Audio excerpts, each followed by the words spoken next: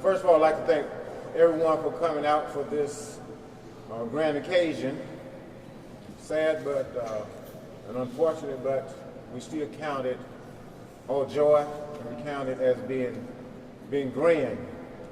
We'd like to especially thank our Lieutenant Governor for his involvement and his engagement in making this day possible. Thank you, Senator. We'd like to thank Speaker Gunn for making this day possible, and we know that it would not have happened without the hard-working men and women that they have appointed in leadership. So I would also like to thank my chairman, Chairman Hobson, for taking countless hours meeting with me and others to try and make this happen. And I'm sure Speaker would also, Chairman Reed, also spent hours working with House members to make this happen. I'd like to thank all of my colleagues from the Hinds County delegation, and all of our community supporters, advocates, for being here today, and also the hard work that have gone into that. What you're going to hear is a litany of resources that have been pulled together to make some things happen. Let's remember now, a lot of this is due in part to the pandemic. You know, during the pandemic, we basically had a lot of shutdowns that took place, and it was not business as usual. So we had to have a lot of partners to try to overcome that. And today, we are moving it closer to becoming reality, going back to what it used to be. So at this time, I'm going to ask DA Jody Owens to come and have a few words, and then we will proceed on with the Lieutenant Governor and a speaker. Thank you, Senator Norwood, for those remarks. Good afternoon. I am Jody Owens, Hinds County District Attorney of the capital city. The problem: in 2020, the world and Mississippi was hit by a pandemic of epic proportion that crippled Mississippi and the nation. But in addition, we had a pandemic of criminal justice. Crime rose in 2020 and 2021 that nearly doubled the previous years of homicides and violent crime. Despite the Hinds County Sheriff's Office and the Jackson Police Department solving crime and arresting suspects at above the national rates, our system is not built to handle that volume of crime. Despite the Hinds County judges trying cases throughout the pandemic, our system is not built to handle that level of crime. And despite the Hinds County District Attorney's Office indicting 3,000 individuals and 4,000 counts over the last 2 years, our system is simply not built to handle that level of crime. The solution: we need more judges, we need more prosecutors, we need more public defenders, and we need to prosecute more cases quickly and timely. And I'm thankful that Governor Reeves, Lieutenant Governor Holzman, Speaker Gunn, certainly the Hinds County delegation, and so many unsung heroes came together to secure safety for this capital city. Without a vibrant capital city, the state will fail. We deserve to be our museums and our fairgrounds and our hospitals and our schools and be safe. This criminal justice initiative for public safety will change the face of the capital city, and we can be vibrant and safe once again. Again, I want to thank the leadership of the state of Mississippi for their efforts, and we'll look forward to getting to work with these additional pandemic-related resources to ensure a safer Hinds County and a safer capital city. Thank you.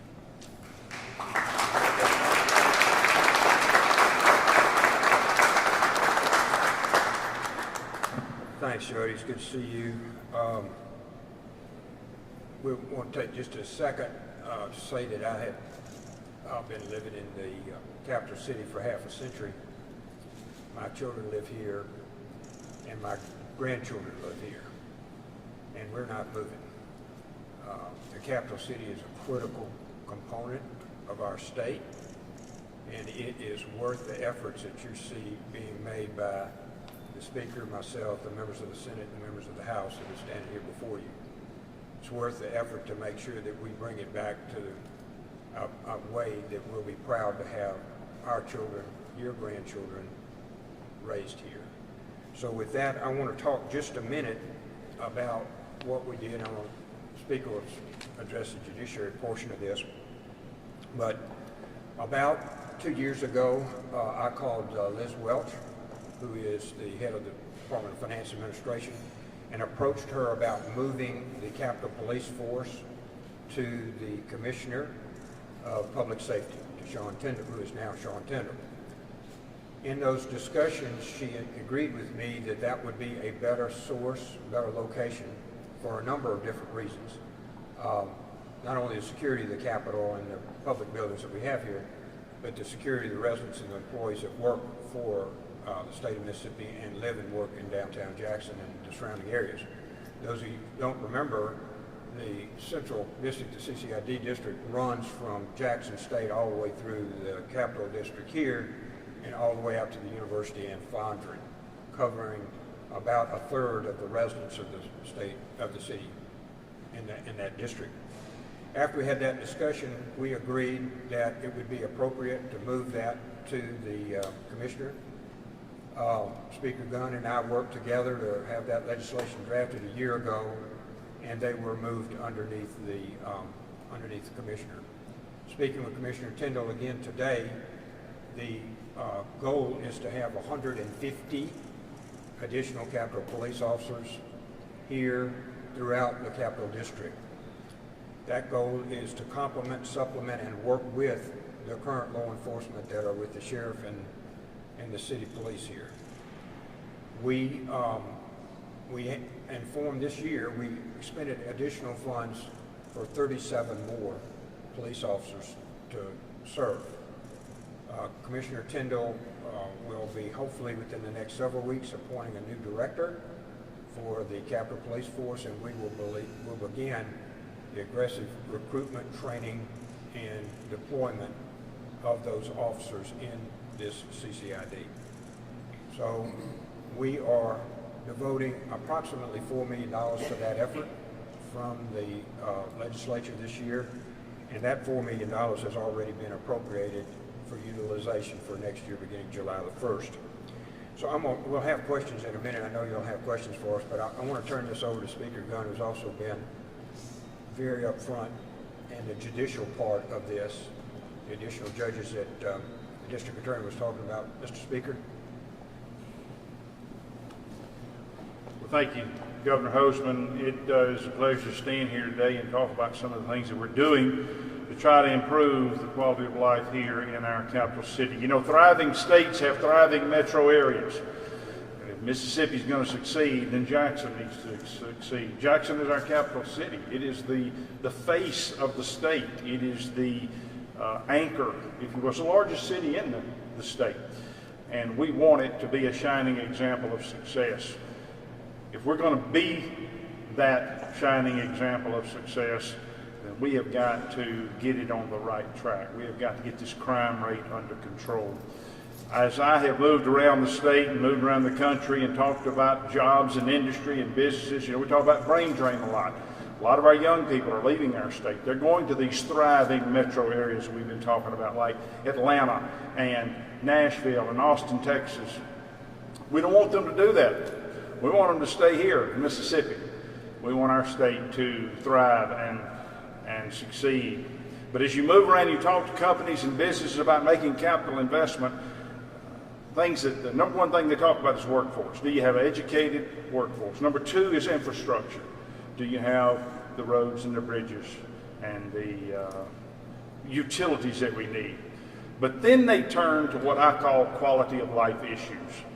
They want to know, what's your crime rate like?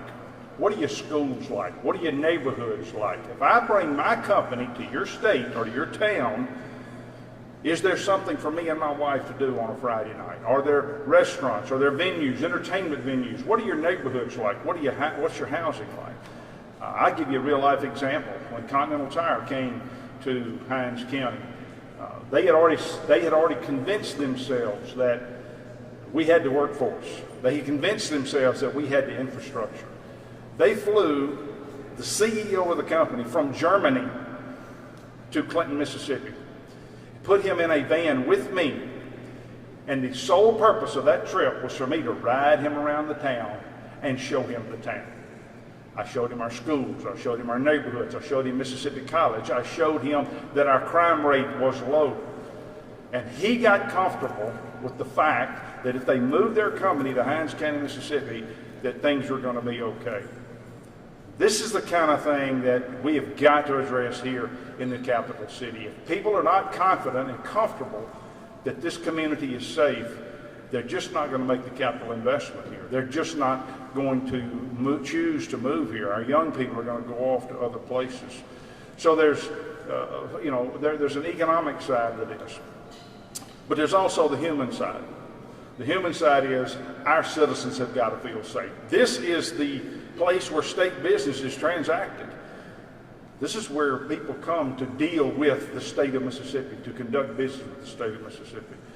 Our capital city needs to be that shining example that I talked about. Our citizens have got to feel safe. You've heard D.A. Owens talk about the excessive number of cases, the backlog of cases. We got to have judges. We got to have police force. We got to have people who are willing to help him as an assistant DA to prosecute these cases. We cannot afford to have this revolving door in the jail system where criminals commit crimes and they're out on the streets by nightfall, going back and doing it again. This is why we, the legislature, have decided to step up and do some of the things that the Lieutenant Governor talked about, to provide resources from a state level to assist in this effort. Together, we have got to be able to get this under control. We want Mississippi to succeed. We want Jackson to succeed. And we're proud of the things that we were able to do from a legislative standpoint this year to assist in this effort. So thank you for letting me be a part of this.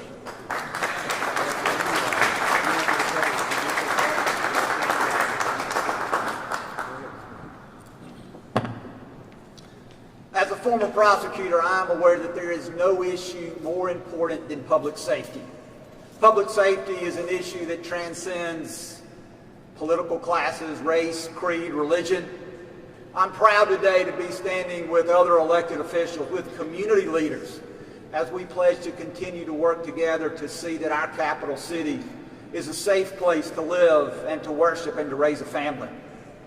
I know that this is a problem that requires all of us working together. This is not a local problem that must be handled only by the city of Jackson or Hinds County. It requires investment by the state and the federal government if we are going to tackle this issue.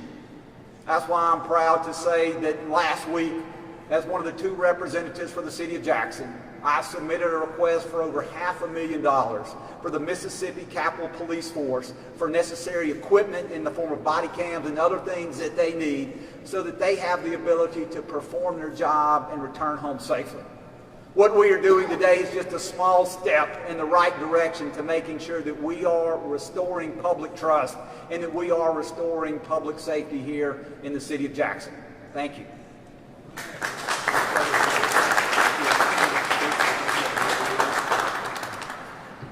Thank you, Congressman. Thank you, Mr. Speaker. A couple of the points on the judicial part. At the request of D.A. Owens, we are funding 2 additional district attorneys, assistant DAs to work here to prosecute. We are also funding 3 additional members of the judiciary that will be deployed by the Supreme Court, Chief Justice of the Supreme Court, 2 of which have been working in Jackson for the last 1.5 to 2 years. They have cleared a backlog of some 46,000 cases. The last report I got from the Supreme Court. Those efforts will continue here. Justice unserved by time is justice unserved to all. So we want an immediate trials. We want people brought to justice, have their day in court, up or down, judged by their peers in a quick manner, and then disposed of one way or the other. In conversations with the police chief and others, we discuss often the repetitive nature of some of these criminals, and I think you can see that in some of the ones that have been arrested recently. And that repetitive nature does not need to occur. There are other things we need to be doing in Jackson to make sure that those individuals don't have a revolving door. And that they receive a speedy trial and justice as you deem it appropriate, as the public deems it appropriate. So we're continuing to do that on temporary judges and also increasing the district attorney's staff. Now, we'll stop for a question, unless, Joe, you have a question? Sally, you have a question? Oh, yeah, I'm sorry. Johnny, would you like to speak? Very briefly, I just wanted to let everyone know who's watching and everyone that's here know that your state leaders understand what's happening in Jackson. A lot of us live in Jackson, the entire Hinds County delegation. We live here, we work here, we have families here. We live in the crime that's happening. We're here to help fix the issue, and we are working on it every day. We understand that increasing Capitol Police and working to resolve the backlog of criminal cases within Hinds County is certainly a step in the right direction and is necessary, but that's not enough, and we are not planning to stop there. I can speak on behalf of the entire Hinds County delegation and say that we will continue to push for additional state funds and federal funds that can be used in conjunction with JPD, Capitol Police, and other entities, Hinds County, for instance, so that we can tackle this crime epidemic that is plaguing our city right now. I want to especially thank Speaker Gunn and the Lieutenant Governor for being here. Having them here and acknowledging this problem and agreeing that it's something that needs to be worked on is important for our state leaders to acknowledge that. And I know that a lot of the constituents that live in Jackson are frustrated and scared and feel like nothing is happening, and I just want those people to know that there are people working on this and looking for solutions and actively trying to fix these things.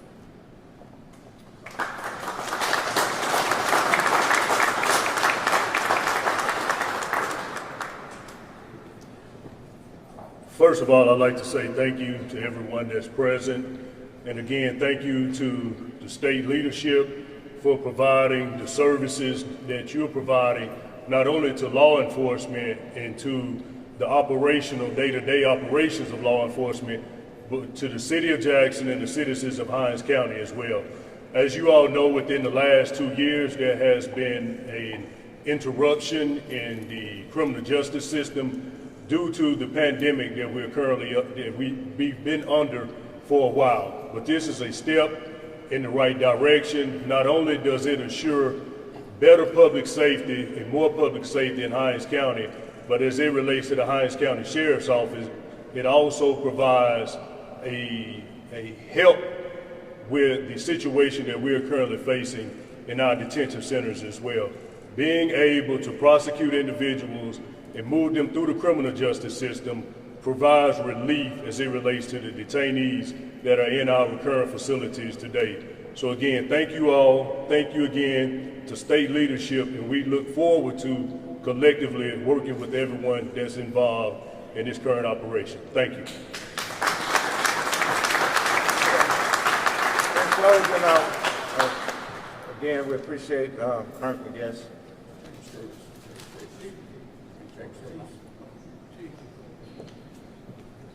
Thank you. Well, good afternoon, everybody. Of course, I would just want to thank the Lieutenant Governor, the Speaker. First of all, I want to apologize to all the people that attended the Mudfest for their experience. My heart goes out to them, the victims, but I want to celebrate law enforcement. Because of the action of law enforcement, a law enforcement officer neutralized that threat. He saved the lives of thousands of individuals and other police officers. That's first and foremost. Of course, like the DA said, all across the nation, we have increasing violent crime. There are 3 C's to the criminal justice system: cops, court, and correction. Cops, court, and corrections. I can speak on the cops because day in and day out, I hear the frustration of police officers when you don't have trials for individuals that should be in jail. When individuals that have been released from jail, and that's what we experience. It's a domino effect, and that's what we are experiencing across our city right now. A broken justice system. And anytime you have a broken justice system, then you have street justice, where individuals pulling out guns, shooting people that should have been in jail. So I'm saddened about the experience that we had at the fairgrounds, but this brought the attention to where we're at now. I have spoke to many of the legislations behind me concerning the last couple of years, concerning the increase in violence crime, and this good that we got this attention now. Mayor Lumumba, we have Crime Summit. We have meetings across the city from good community members that is proud of Jackson, don't want to leave Jackson. But we must put our money where our mouth at, right? If crime is number one, bag it up with the money. If we need a jail system, build a new jail. We need more police officers, pay police officers. We must do something. I have to deal with this crime day in and day out from investors, downtown partners, community members that is proud of Jackson. If the city of Jackson don't have the resources, it's time for the federal government to step up and help. We are the capital city. We're the capital city. People want to thrive in the capital city. They want to be proud of the capital city. Look at the traffic coming into the Jackson every day. Guess what? I'm responsible for when the population balloons up to over 200,000 people every day. And I take that responsibility seriously. But we must put our money where our mouth is. Let's make Jackson safe again. It takes everybody. If the money is behind us, let's bag it up. Because we got good citizens that I have to deal with that cry on my shoulder because they've been armed robbed, a gun stuck in their face from an individual that's been in and out of the justice system, that should have been in jail when we don't have a jail. I'm pursuing a holding facility right now. The mayor, the city council, board of supervisors, they are supporting, but we need the funding. And I believe when we get this holding facility, we can put a clear-cut message out there to the bad actors in Jackson. You will no longer be fear released. If you do the crime, you will go to jail. So I want to thank the Lieutenant Governor. I want to thank Representative Senator Noah Wood for just inviting me to this meeting. But once again, we must put our money where our mouth is if we are serious about keeping not only the capital city. I hear many about the Capitol complex, not only the Capitol complex, but we got good citizens all over Jackson, Mississippi. Good citizens good neighborhoods all over Jackson, Mississippi, that I have to hear and cry every single day, not Monday through Friday, 7 days a week. Please, let's put our money back where our mouth at, and let's bag up, make my capital city safe. Thank you. Thank you, Chief.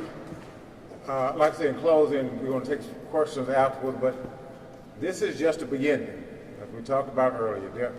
From a social perspective, the Hinds County delegation, and let me back up, we want to thank the entire legislative body, because Hinds County delegation didn't do this alone. It took the members, our colleagues from across the state in both chambers to make this happen.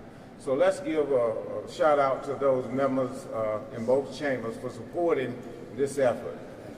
By the same token, we will also be meeting to discuss social programs that would deal with parental engagement, parental involvement. We're looking for solutions to work with young folks before they get to the criminal aspect of their lives. So we want to thank you for your participation and attendance, and this time we're going to open it up for questions. D.A. Owens or Governor Hosemann, these three special judges that are going to be prosecuting cases, are they prosecuting old cases, clearing out cold cases for backlog? Are they prosecuting current day, fresh criminal cases? what do you say to people who say that these judges are unaccountable because they haven't been elected? All right, so Chief Justice Randolph will select the judges, and their focus will be the cases related to the pandemic. So that could be the most recent cases of the last 2 years. In addition, there could be cases that were never moved to trial because of the pandemic. So this justice system has been affected both by the new crimes and the old cases, so some of both. And I think that these judges that will be appointed certainly will be senior status judges who have been elected before, who understand the criminal justice system and have a proven track record. I think what's important to note is that everyone is on board in this effort. The Hinds County Board of Supervisors, many of which are behind me, have just declared to give $500,000 toward these efforts as well.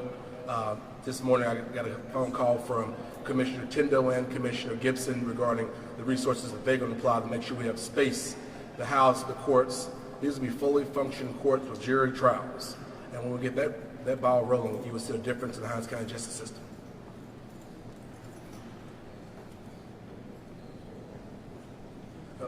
What's important to note is that the Lieutenant Governor and the Speaker and the Governor, we've been working on this for several years. This is not the first time that we've allocated funds, but since the problem has gotten so significant, they've allocated so much more. In fact, the Hinds County judges have worked with, I believe it was Justice Dickerson and Justice Sanders for the last year of the pandemic, and bail, with the current Hinds County judges. So this is a bigger investment on something that we know will work. We just need to make sure we put it together.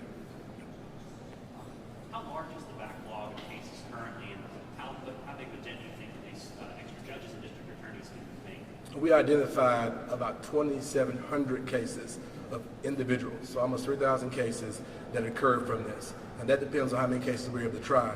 But we hope to be able to reduce the jail population for the sheriff by half if we can do this for 2 years. If there's a backlog, why are y'all going the route of special judges, temporary judges, instead of maybe a long-term solution like just more full-time slots, judges that are elected, just additional judges, period? Well, some of the funding that we received to do this is from the ARPA-related funding for the pandemic.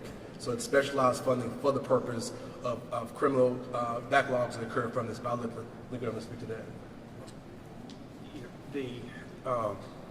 Funny you should ask that. We are next year, I believe, looking at the district attorneys and the circuit clerk court and the circuit court systems by county. I anticipate from talking to our chairman of judiciary that we will look at caseload, how far people are behind, what's going on in regards to staffing additional individuals for both district courts and district attorneys. We did that several years ago before I came, and it's up for review again. They added, I believe, maybe 4 or 5 years ago, they added 1 or 2 different court systems. And I anticipate that we'll be looking at that again next year. Governor Hogan, can I get your response to Commissioner Gibson's news conference this morning in response to the shooting at the fairgrounds this weekend?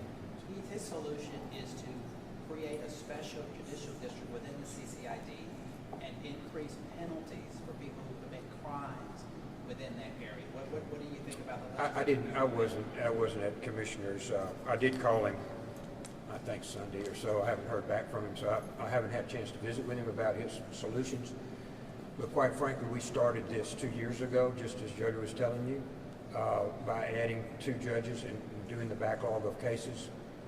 We specifically, the Speaker and I met, and we gave them our, legislative budget office for trials, which they started hearings at. So this is not a new concept to Speaker Gunner nor myself. We continue to do that on a supplementary basis until such time as the district attorney and the current circuit clerks, we have new ones coming in, some are retiring, get a handle to where they can handle the cases and whatnot. We still believe that we should be a supplement to local. All governing really is best at the local level. We need to be supplementing that, just as Chief Davis was talking about. We supplement the judiciary, we'll supplement the police force. There were some other things for car reader tags and some cameras and stuff that we also supplemented. So those need to be run by the people who run the local place. So we're here to supplement that. But yes, sir. You're cool to the idea of a making this, the CCID, a special judicial district and increasing the penalties for people who commit crimes in those areas? We have sufficient crimes. We have plenty of things to charge people for.